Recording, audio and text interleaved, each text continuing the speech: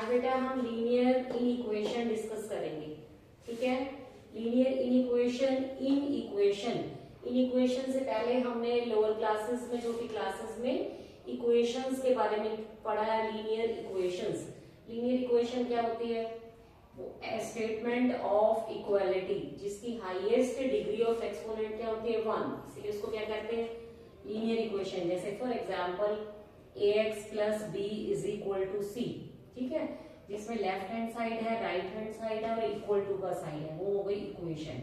अब बेटा in equation के लिए हमारे पास either ax plus B greater than C, ax plus B less than C होगा, ax plus B greater than equal to C, ax plus B less than equal to C. तो बच्चे ये जो चारों सिंबल हैं, greater than, less than, greater than equal to, less than equal to, ये सारे क्या है? इनइक्वालिटीज है। ठीक है, लीनियर है क्योंकि यहाँ हाईएस्ट एक ही वेरिएबल है और हाईएस्ट डिग्री ऑफ एक्सपोनेंट 1 है। ठीक है, अब इस इनइक्वालिटी को कैसे सॉल्व करना है, क्या मेथड है, वो मैं एक एग्जांपल के साथ डिस्कस करूंगी और इसकी नंबर लाइन हमने कैसे प्लॉट करनी है। ठीक है, अब मैंने जो इनइक्वालिटी है वो मेरे पास फॉर एग्जांपल ये इनइक्वालिटी गिवन है x/2 minus 4/3 greater than equal to minus 1/3 less than 1/6। अब इस इनइक्वालिटी में हमारे पास जो रिप्लेसमेंट सेट है वो x किसको बिलोंग करता है? नेचुरल नंबर्स को।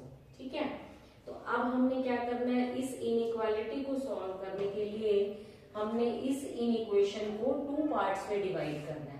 आप देखो बेटा, जो सेंटर वाला पार्ट है यानी कि हमने जो दोनों सिंबल हैं ग्रेटर देन इक्वल टू के और लेस देन इक्वल टू के लेके दोनों इनइक्वालिटी सॉल्व करनी है।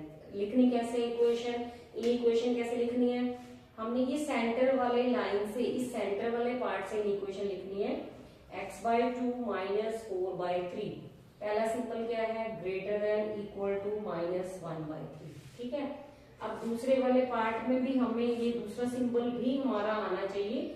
फिर इस सेंटर वाले पार्ट से स्टार्ट करेंगे x/2 माइनस 4/3 लेस देन 1/6। ठीक है, ग्रेटर देन इक्वल टू भी आ गया और लेस देन भी। अब 1 बाय 1 हम दोनों इनइक्वेशन सॉल्व करेंगे। ठीक है, तो अब मैंने ये x/2 हमें किसकी वैल्यू कैलकुलेट करनी है? जो वेरिएबल हमें गिवन है, यहाँ कौन सा वेरिएबल गिवन है? x। तो x की वैल्यू कैलकुलेट करनी है। मैंने x/2 को, ये वैल्यू इधर प्लस में थी, जब मैं इधर ले आई किसकी बन गई? माइनस की। ठीक है, माइनस 4/3 था, जो माइनस 1/3 मैंने इधर शिफ्ट कर दिया, क्या बन गया? प्लस 1/3। एलसीएम ले लिया इसका, यहाँ आ गया मेरे पास minus x/2 less than equal to minus 1। आप देखो जो x वाली वैल्यू है, अगर बेटे उसके साथ माइनस का साइन आता है, हमें आंसर किस में चाहिए? x का आंसर चाहिए और वो किस में चाहिए? प्लस में होना चाहिए। ठीक है, तो इस केस में हम क्या करेंगे? अब माइनस को कैसे रिमूव करें?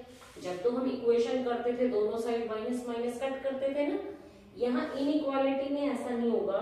Minus x/2 less than equal to minus 1 है, तो हमें बच्चे इसको सॉल्व करने के लिए जब भी हमने माइनस वाली इक्वेशन है x की और उसको सॉल्व करना है, तो हम माइनस वाले नंबर से उसको मल्टीप्लाई करेंगे या डिवाइड करेंगे माइनस को रिमूव करने के लिए। तो मैंने अपॉन में 2 था, इसलिए -2 से इसको क्या किया? मल्टीप्लाई किया, क्योंकि मुझे 2 भी क्या करना है? रिमूव करना है। ओके, तो जैसे ही मैं नेगेटिव नंबर से मल्टीप्लाई करूंगी या डिवाइड करूंगी तो इनइक्वालिटी का सिंबल चेंज हो जाएगा। यहाँ देखो लेस देन इक्वल टू है, इनइक्वालिटी का सिंबल चेंज हो गया, क्या बन गया? Greater than equal to. अगर लेस देन होता तो वो क्या बन जाता? Greater than. ठीक है, तो ये पॉइंट बेटे यहाँ पे नोट करना है। ये मेन पॉइंट है जहां से हमारी इनइक्वालिटी की जो इनइक्वेशन है हमारी, वो हमने सॉल्व करने के लिए, फिर से मैं दोबारा बता रही हूँ, माइनस x/2 है, आंसर मुझे प्लस x में चाहिए। मैंने -2 से मल्टीप्लाई किया, -2 से मल्टीप्लाई माइनस नंबर से मल्टीप्लाई या डिवाइड करके इनइक्वालिटी का सिंबल चेंज हो जाएगा। Less than equal to will change into greater than equal to. अब ये आ गया बेटा हमारे पास x greater than equal to 2।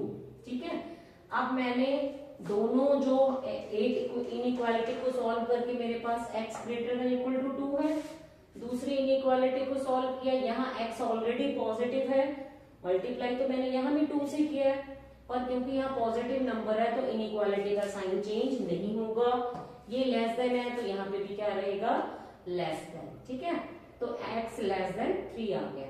अब मुझे ये यहाँ पे सॉल्यूशन सेट के लिए दोनों इनइक्वालिटीज में जो सॉल्व करके आई है दोनों को कंबाइन करूंगी मैं। x को सेंटर में लिखना है, इधर ग्रेटर देन की वैल्यू आएगी और इधर क्या आएगी, लेस देन की वैल्यू। ठीक है, x सेंटर में लिख लिया, ग्रेटर देन के साथ इक्वल टू है तो मैंने इक्वल टू भी डाल दिया, greater than equal to 2 less than 3। ठीक है, अब हमारा जो रिप्लेसमेंट सेट है उस पर डिपेंड करता है कि सॉल्यूशन सेट क्या होगा। अब रिप्लेसमेंट सेट में क्या है, x बिलोंग्स टू n। क्या मीनिंग है इसका, कि जो वेरिएबल x हमने फाइंड आउट करना है, अननोन वेरिएबल, उसका आंसर हमने नेचुरल नंबर के अकॉर्डिंग देना है। ठीक है, अब आप देखो x greater than equal to 2 less than 3, क्या मीनिंग है इसका, कि x 2 के इक्वल हो और 2 से ग्रेटर हो बट 3 से लेस हो, तो इसमें बेटा सिर्फ एक ही नंबर आएगा, वो नंबर क्या होगा, 2। ठीक है, ठीक है जी। अगर नेचुरल नंबर की जगह मेरे पास यहाँ पे x belongs to whole number है, ठीक है, तो होल नंबर के केस में भी सॉल्यूशन सेट, क्योंकि greater than equal to 2 less than 3 है, in that case also the solution set will be also starting from 2 and less than 3 का मतलब 3 से लेस वाला नंबर तो सिर्फ 2 ही आएगा। ठीक है बच्चे, तो इस वीडियो में मैंने आपको लीनियर इनइक्वालिटी को कैसे सॉल्व करना है उसके बारे में बताया है। ठीक, अब मैं अपनी अगली वीडियो में लीनियर इनइक्वालिटी को नंबर लाइन पे हम कैसे प्लॉट करते हैं उसको आपको बताऊंगी, natural number, whole number, integer और रियल नंबर लेके।